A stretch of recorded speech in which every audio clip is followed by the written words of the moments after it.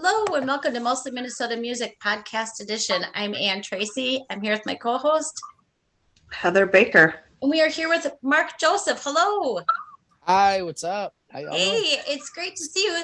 I think the last time we saw you, we were in the studio and you Yep, were with your compadres in Big Woo, and that's right. Heather's mom was there, and I had just had surgery, and this feels a lot easier. Right. Man, see, it feels like a lifetime ago, really. It doesn't Yeah. it? It was. I was looking back, and my sense of time is so terrible now, but that was like winter 2018.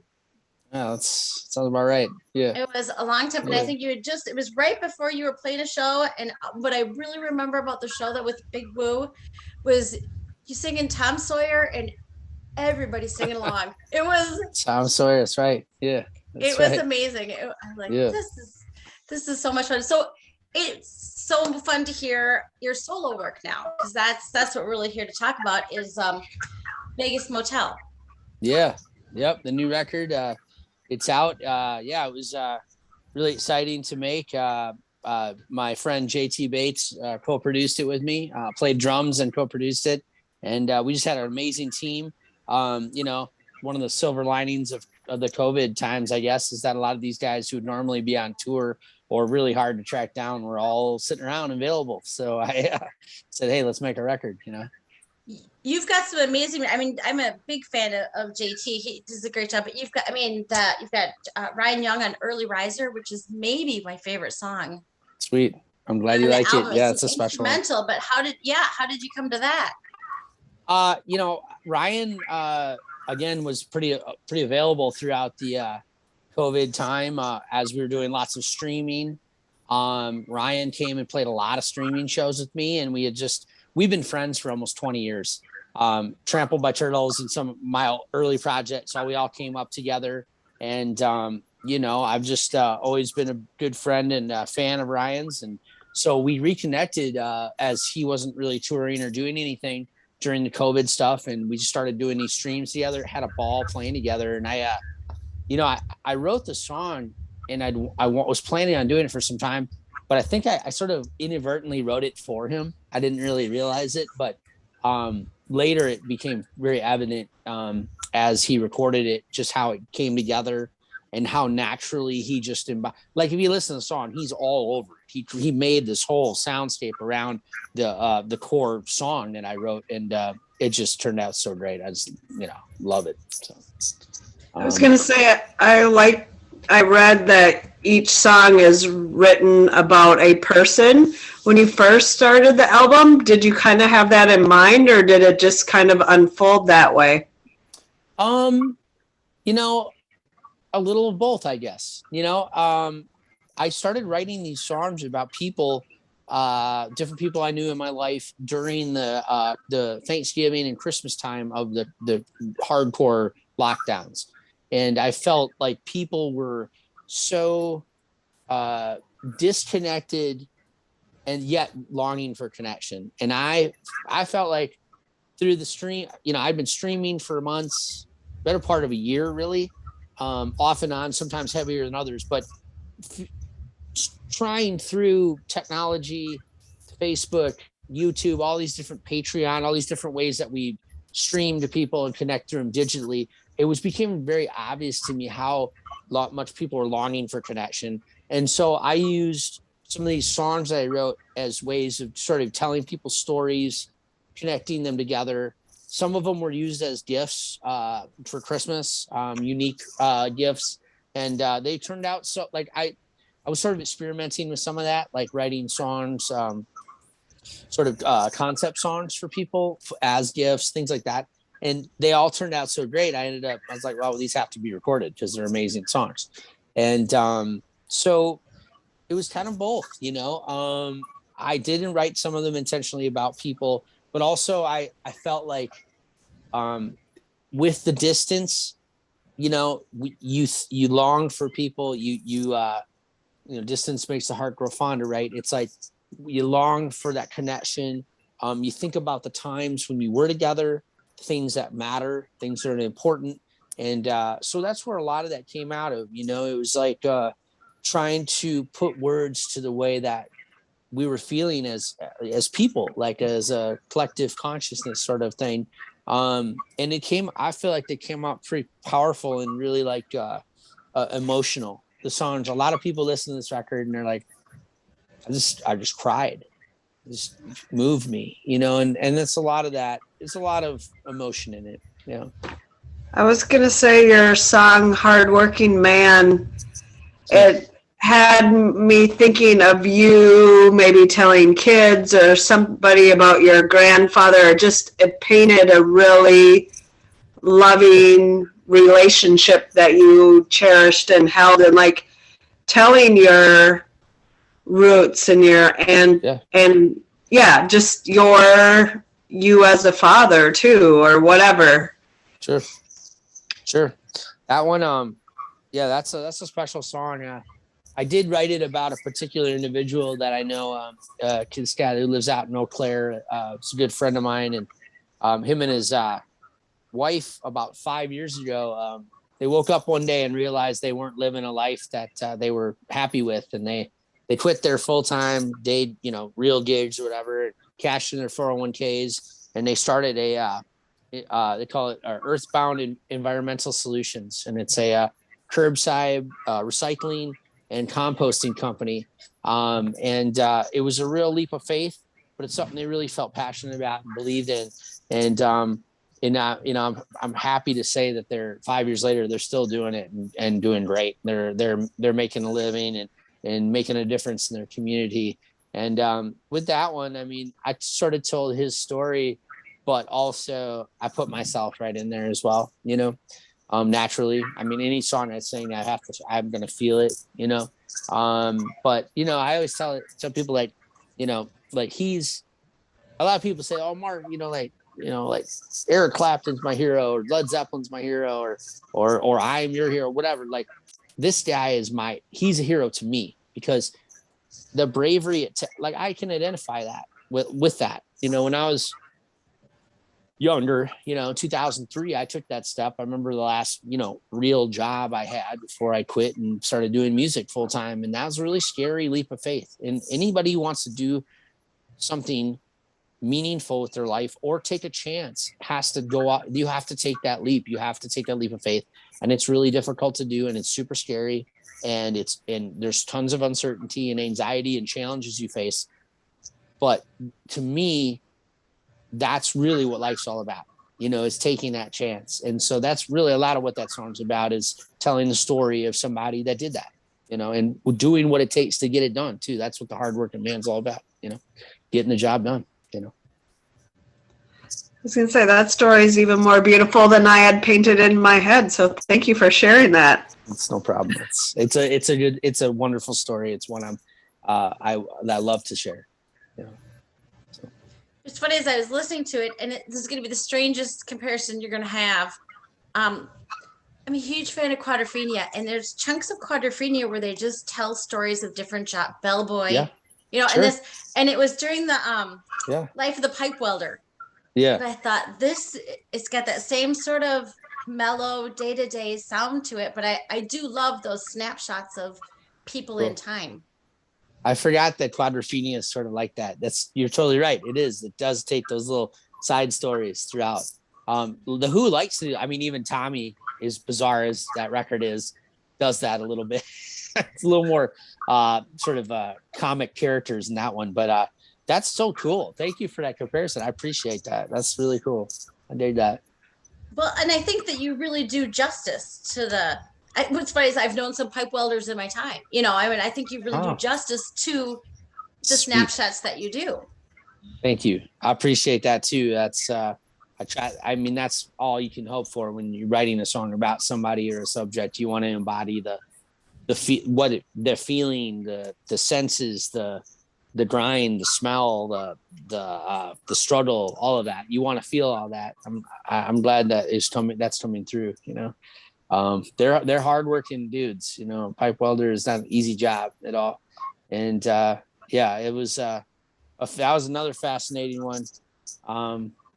That individual, it's, as you can sort of hear in the story in the song, it's It's a true story about this individual who spent his whole life, working for his family, raising 3 kids in a separated situation. He's on his own, and very dedicated to his family, hardworking guy.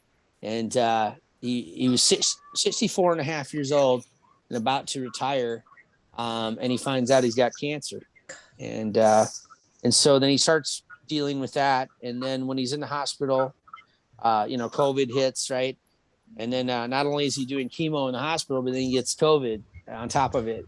And this is over Christmas of last year. So to paint the scene about this individual I was singing about, I mean, as I wrote this song, his future was very much uncertain. And it was, and his family, I know his family, and I sort of worked with them to create the song as sort of a tribute to him, a story about him, in a way for his family to sort of honor him, because the future was so uncertain. I mean, they really didn't they didn't know if he's going to make it. And plus, to make it matters even more difficult and complicated, they couldn't even go see him in the hospital. So this is what I'm talking about. Like, this is what this record sort of came out of, is that this bizarre situation we found ourselves in last year, where you got family members like who may not make it till tomorrow, and people in their own family can't hardly go see them, right? And it's really, those are some profound emotions that come out of that. You don't even have to know the guy to feel for them, and so that's the pretense I wrote this song under. And honestly, I finished it Christmas Day, sitting next to the Christmas tree. It was that I was like, I was on a mission. I was like, this has to be done. This matters. This means something. This is everything. And so I dropped everything and I went after it. And they still talk about, family talks about it. Like, man, you were on one. Cause I just for hours, I kept playing it, working through it. And then, about that afternoon, I finished it, and at least it was a, rough demo on the iPhone. And I sent it over to him, and they played it for him that day for Christmas. And I'm happy to say there's a happy ending here to this. He beat the COVID, and he essentially he's in the final stages of like entering remission. So he's essentially beat the cancer. He beat the COVID. He's out of the hospital. He even came this summer to see us play and in his daughter's backyard, and he got to see his song performed live for him. Everybody was crying their eyes out. It was so amazing. It's one of those moments you can't even believe it's happening. You're like, what is going on here? It felt so right. It felt so good. And I'm really glad that I pursued that. I guess sometimes in life, you just got to go after something that feels right. I didn't really understand it either. I'm like, what, I'm sitting here just running the song on Christmas Day, but it just had to be done. It needed to be done. Who knows if it made a difference or not, but I like to think that it may have helped him, give him some, that good energy, something to really feel alive about, feel excited about, something to live for, even if it's just that much, just a little bit, so. I there's all some heavy stories. Well, I think that appreciation for the every man every day is really shines through. I don't know this gentleman, but I know somebody. I always think the devil's in the detail, and I can bring that detail into the person that I know who was. Oh, absolutely. We all have been through a similar situation, one way, shape, or form, for sure. Absolutely. But just to give homage to that, I think is amazing, and I think as far as I know, the pipe welders don't have an Oscars or an Emmys so to get recognition from somebody is got to be, especially as you're nearing retirement, it's got to be just heartwarming. That's what I thought. I mean, I just threw myself into the situation. I looked at it and said, okay, this is a story worth telling. And totally, I agree. These are guys that don't get recognized. These are the stories that don't get told. And so for me, I was like, well, this is all the more reason for me to jump in there and write this song and tell the story and share this. And it resonates because we all know this is could be your dad or your uncle or your grandfather. And we all can relate to those stories. They're stories about life. It's real life. That's why I say in my little tagline, true stories from the Vegas motel, because they all are. Yeah. And as we talk, I laugh because it's as old as time. I mean, I think of the Canterbury Tales. Oh, yeah. They Oh, were yeah. taking the workaday jobs of those days. Yep. The Miller's Tale. Oh, We've yeah. reached my height of what I remember from high school, Chaucer, Yeah. but Sure. I hadn't thought Sure. about that before, but it's just amazing. I would like to know more about Nate's Garage because I feel like Sure. if Nate's Garage has beer, I feel like I've maybe been there. Yeah. Yeah. There's been beer drank at Nate's Garage for sure. Plenty of beer after they closed the shop down for business, of course. Of course. But yeah. Yeah, Nate's Garage. Nate's a friend of mine, another one of these kind of blue collar, hardworking guys, Nate, he's one of these cats that sort of I think now that I'm sitting here thinking about it, I also relate to all the people that I'm singing about in different ways, the stories and stuff. And so for me, like with Nate's Garage, like Nate is sort of this cat who he's kind of self-made dude, did high school didn't make sense for him. He, everybody told him, do this, do that. And he's kind of like, he just quit going to high school and he just moved to Arizona and became a mechanic. And, fast forward now, 15 years later, he's got 2 shops. He's got a girl he loves him, loves him. And just like the song says, and, it's not too bad for just a GED, these are the kind of things that like I think about sometimes. Like we, as a society, we obsess about higher education and, doing the right thing, whatever that means. Right. When I think sometimes a lot of kids, including myself included, I can only speak for myself, but like that doesn't work for everybody, and that's great. If college, go to college, that works for you. If you know what you want and you know how to get what you want out of that, that's great, but I've seen so many kids who they waste a lot of time because they're just not ready for that decision to make it, and then also just like a cat that's just like, brave enough to take a shot, he took a shot for himself and he's doing great. They recently opened a bar down in Randolph, Minnesota called the R Bar. And, they got a bar. He got 2 shops. He's doing his thing. He just bought a big tour bus to haul his race car to the racetrack. I mean, they're doing great, so that was a fun one. That one, I wrote that sucker and during COVID, there was not a lot of shows to be had.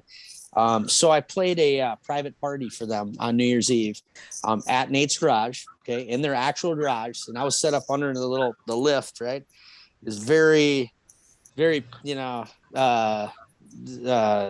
garage-esque, if you will. I was literally in a garage, surrounded by tools, and it was happened to be his birthday as well. And so what we did is I wrote the song.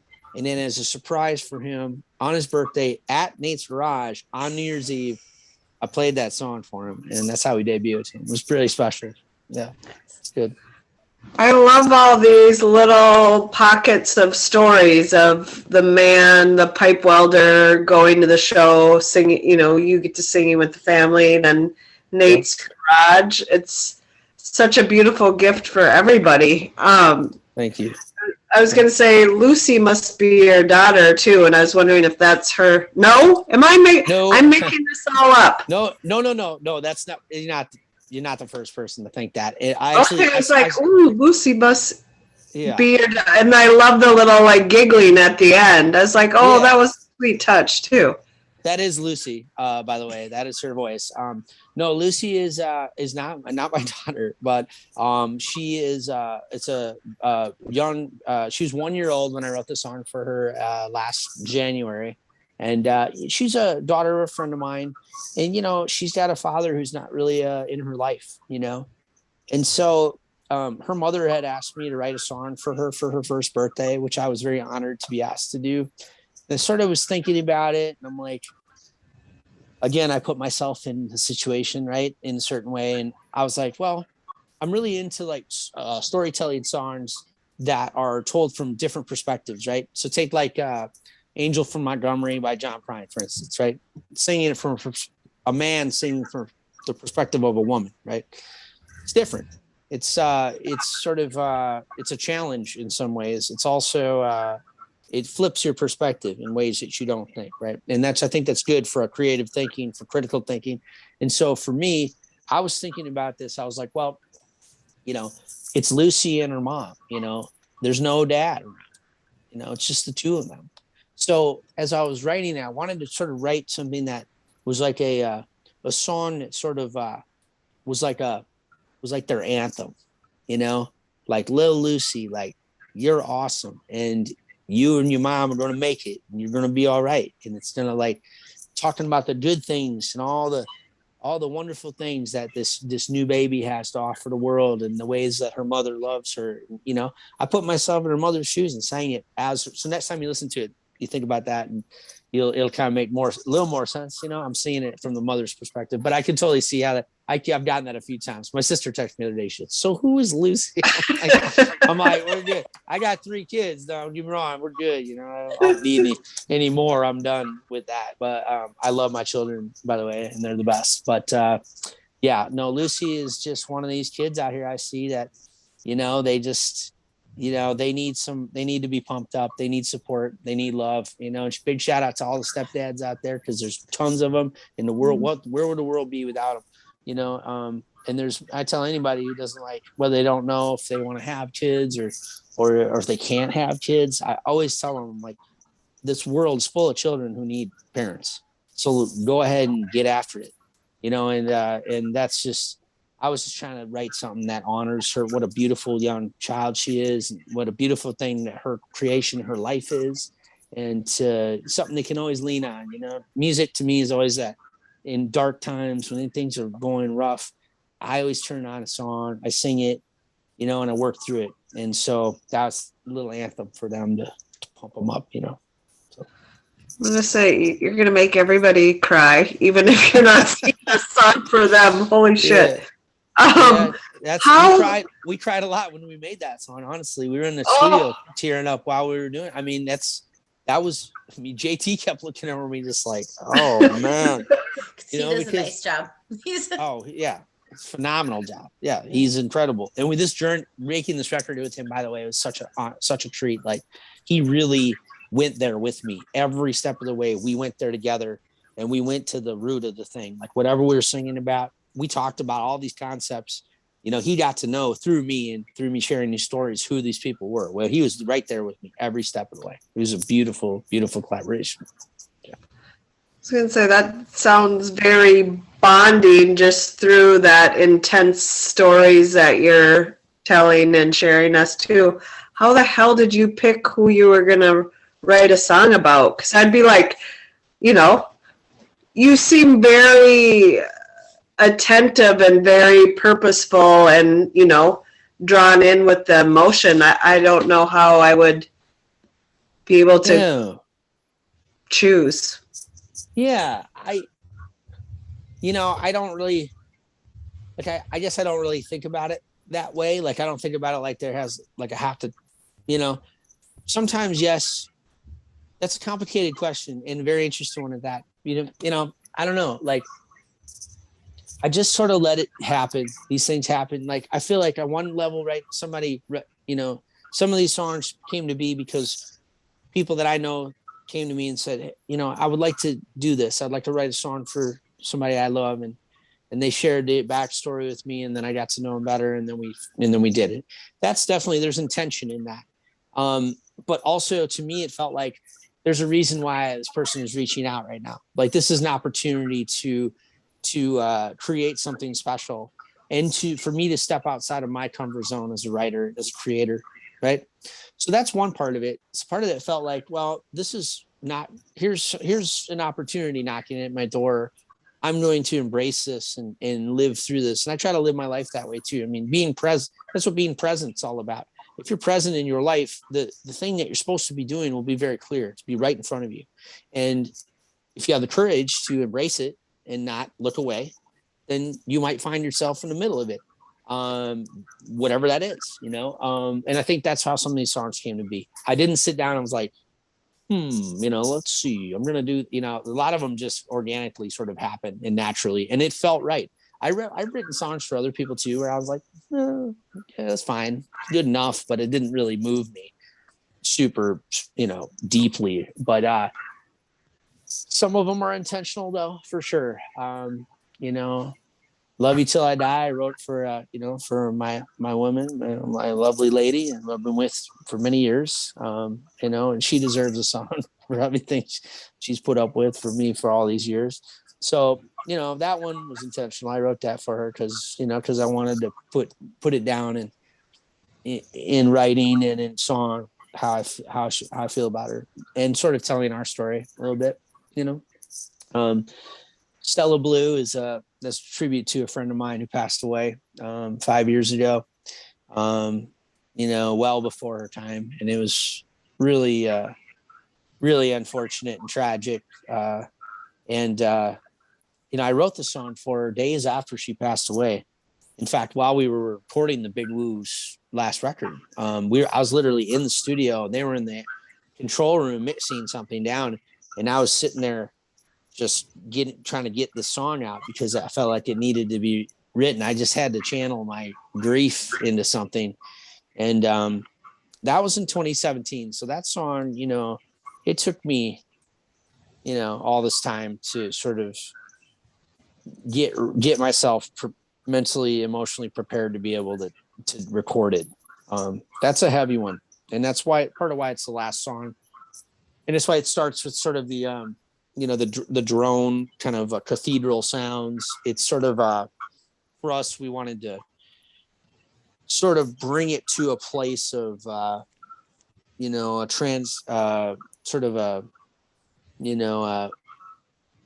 otherworldly experience, because she's gone, she moved on. So those are songs that I did write sort of with more intention, so it's both again, and I don't know, I would like to think, God willing, life is long, I'll make a lot of records and I'll write a lot of songs about a lot of things, the ones that are moving me now and seem relevant in the present. I try to grab those and go after them, Funny because you talk about going out of your comfort zone to do this, but you do it so well. And like Heather, I was like, I wonder which songs are first person story, and which ones aren't. You do such a good job of telling somebody else's story. Right on. Thank you. I appreciate maybe that. you're new, not new, but something you could focus on forever. I mean, the stories are so powerful. I'm glad you feel that way, and thank you so much. And Heather, it's a powerful thing. It's definitely, it's sort of new in some ways. I've told stories through my songs for a long time, but I definitely feel like I've sort of turned a corner with this record in some ways, and I'm excited to do more of it. I definitely have to thank like some of my heroes and inspirations, from Bob Dylan to, Mark Knopfler is one that Mark Knopfler is a huge inspiration to me, and his songwriting style definitely sort of studied, and taken away some different approaches from that, and being willing to jump into something different. I've got a lot of ideas about future projects I want to do along similar lines. I'm a big history guy, so I'm already thinking about like concept records, the old West or something different. I don't know. We'll see where it lands. I'm not sure, but I got to promote this one first, I guess, right? So, well, right, but there's the old former teacher in me that's like, that would be amazing way to draw people into history. I think so. Yeah, I definitely think so. And there's some good examples that, I mean, it's been done before on certain levels. I'm always like I don't know, I like very in-depth stuff, and like, I mean, I don't know, I'm thinking about concept record and things where you tell a story from start to finish, all these different parts. We'll see. I mean, you've seen some of that, what is it? Elton John's Tumbleweed Connection. Was that his Old West concept record? There's been a few. I think that's the one, but there's been a few. I'm trying to think. It's so funny because it takes me to so much of what my dad listens to, which is either very, very country western or 5 on 50 or whatever, but the old songs that are just snippets of Yep. Well, yeah. Big Bad what is it, Big Bad John, Big Bad John. I will never think of any of them now, but they're these great stories of. Oh yeah, Marty Robbins, you know, Big Iron, El Paso. Yeah, well, yeah, They're just fantastic. These are my heroes. I mean, Merle Haggard. These guys are my heroes for sure. So I was gonna say your first song or the Vegas Motel has that old vibey country feel when you're talking that way. That has that for me. Yeah, for sure. That may or may not be about me. I can't quite confirm it, but no, that's for sure. That's that one definitely is right out of that old school country vibe. Merle Haggard is a huge inspiration to me, and so that's definitely in some ways musically I guess a tribute to him and some of those the old school country roots that I grew up with. That's an interesting song. That one is a little different from the others in that it sort of was pulled from all these different inspirations. You know, there's a Vegas motel I stayed at once, and that it's out in North Dakota, like way west in North Dakota, and it's like one of these places where it sounds like it might be cool. You know? when you get there, you're like, okay, you know, and honestly, that's why I named the record Vegas Motel, because like that's a lot of what life is. You know, things are not what they seem, right?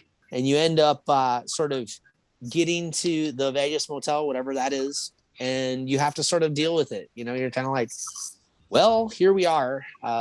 You know, will I stay here? Will I go? Will I stay for a day? Will I live here for the rest of my life? You know, and it sort of became this kind of, crossroads, spiritual crossroads to me. That's what the Vegas Motel is. That's kind of why I named the record that in the end. But there's one verse that's inspired from the movie The Shining. You know, that last verse he's talking to a bartender that may or may not be there at all. You know, things like that. Guy kind of living in his own head. You know, creating his own false fantasy land. You know, so you're making me want to listen to the album again and again and again. Now that I hear some of these stories, let's do it. I loved it before, but now I'm just more intrigued. Sweet. Well, that's good. Hopefully, people listening can have some takeaways from this as well. We talked about doing little interviews with some of the people who the songs are written about and stuff, and maybe bring that in.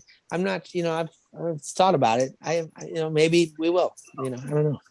So, could be cool. I was going to say your lady song, I hear is weird because I hear like Eric Clapton and Golden Smog mixed together, and I don't know how I created that, but that's what I hear. I love you did a very beautiful song for her. She should be very happy. Thank you. Yeah, I'm very pleased with how it came out. Thank you. I appreciate that. We've had a bunch of different feedback on that one. Everybody seems to like it. It's a very special song to me. We worked our butt off on that to make it just right too. I appreciate that. Clapton meets Golden Swan, right? Okay, I dig that. I know. I don't know, but I'm digging it. I love that. Thank you. You've been out on the road. When you've been out, what have you gotten back? What has stood out to you from taking this music on the road here? Well, it's been good. It's been fun. It's fun to have. This record is different than any other record I've done because I didn't really road test any of the songs. I wrote them and we went and recorded them. And about 6 of the 8, not only did I not play live at all, but I didn't even give it like a few of them I wrote, and literally 7 weeks later, I was in the studio recording them. So I didn't give myself an opportunity to overthink them. They very much recorded in their raw state.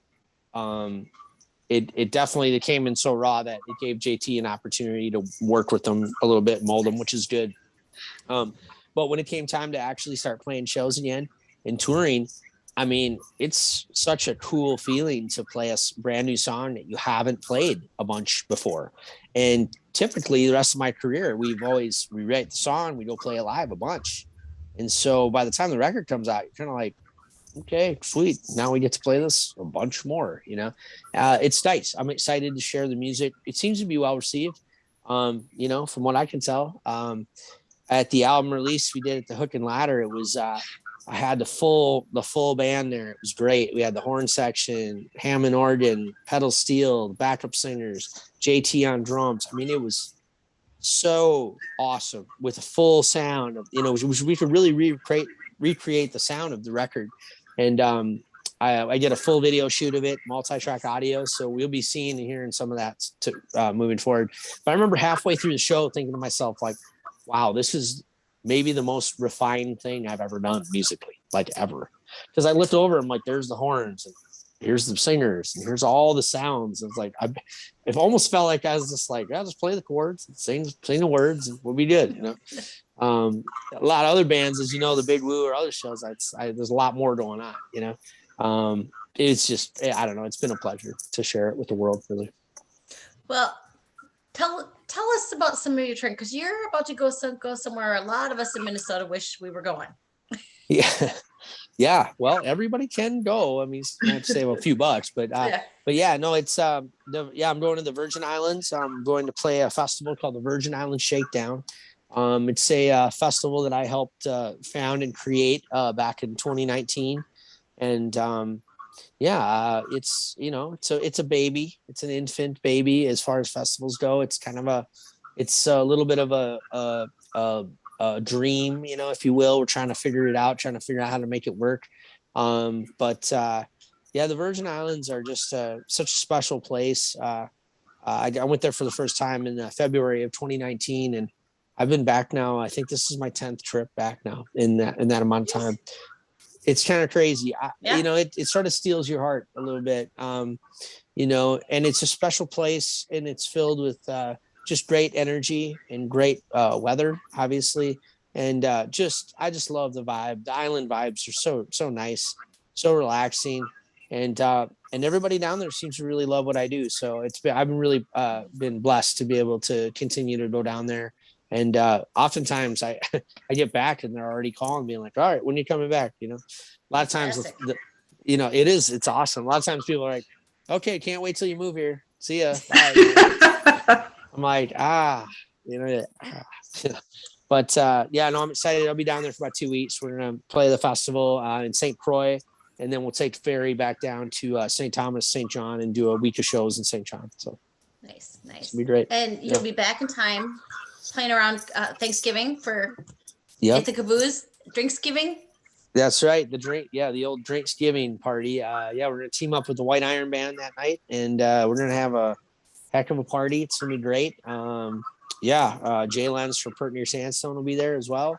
And we're just going to tear it up. That's the national release date of Vegas Motel. So we're just going to keep celebrating the album. And I'm happy to say JT Bates, Cody McKinney, and Toby Lee Marshall, who are all on the record, will all be there playing with me that night. So you come to that show, you're going to get a real taste of the record live as well. Fantastic. That's great. Yeah. That's great. I will include this in the notes, but tell folks where they can find you, where they can find the album. You can pick up the record on all digital platforms. The website is obviously a good way to go about grabbing the record, grabbing some merch. markjoseph-music.com is the website. And come on over, hit us on Spotify, Apple Music. I mean, we're out there on all the platforms. And man, share it, tell a friend. And we appreciate the support. Obviously we can't do it without you. And we're out here making records, without record labels, without any support, independent music in Minnesota, right? Minnesota made, completely independent artists making records. That's what we're doing. So good for us, right? And thank you for doing it. Yeah. Thank you for doing it. Yeah. Thank you both for supporting what we do and helping give us a voice. We couldn't do it without you. And let's just keep spreading the good word, and and keep making art that we can be proud of and that make the world a better place. Great. Well, on that note, thank you. Thank you both. Thank you so much. We'll see you soon. All right. Bye.